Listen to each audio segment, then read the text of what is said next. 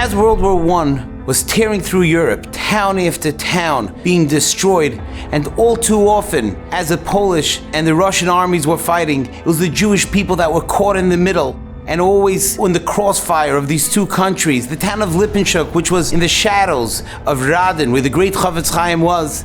My great-grandfather, Reb Rotberg, a tremendous goyin and Talmud Chacham, a Talmud Muvagad of Chafetz Chaim, was in that town where he had a yeshiva. And the government officials came to him and gave him the mandate to close down his yeshiva, and if not, he will be killed. Without even thinking, he responded that he will not close down the yeshiva under any circumstances. They went and took him to the city square where they were about to hang him.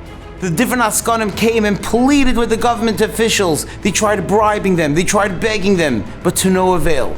And when they brought him to the gallows, he silently said Vidui as he wept and said Shema as he was preparing for his death, but he would not close down his yeshiva. Everybody stood by in awe, and as soon as he was done, he collapsed. At that point, the government official who saw that was taken aback, agreed to the bribe, and allowed him to go. After that, he went and became the Rav of Luna, that small town of Luna.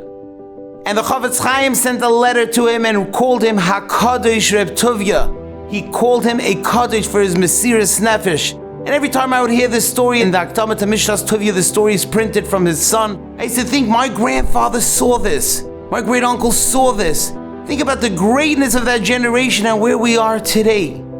And there's an incredible Gemara. The Gemara talks about the Isha Shunamis when she tells her husband that I know ki Isha likim Kadishu. She says about Elisha, I know that he's Kaddish. So the Gemara in Bracha says, how did she know that Elisha was such a holy person? And the Gemara in Bracha says, either because she saw there was not a single fly on his table. Another pshat is that she saw his bed was pure.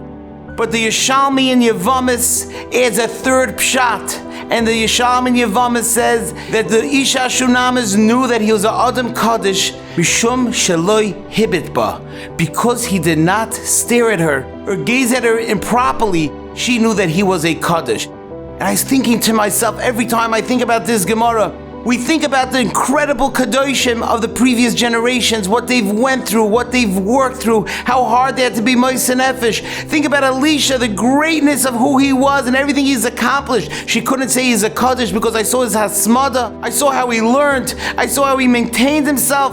And what does she say? Because he didn't look at me improperly. And we see from this an incredible thing. In order to be a Kaddish, if somebody who didn't have to be, wasn't put to the test, where he has to give up his life for the sake of Torah, even if you didn't go through that test, just from the very fact as we go about the streets and we're all around, and there are things constantly which we have the ability to look at that we shouldn't. When we make that choice and not to, the Gemara is saying we are a Kaddish. A Kaddish comes in all forms, in all shapes of people. It doesn't have to be someone giving up their life. It could be someone making that choice and saying, I'm not looking where I want to look. That is a Kaddish as well.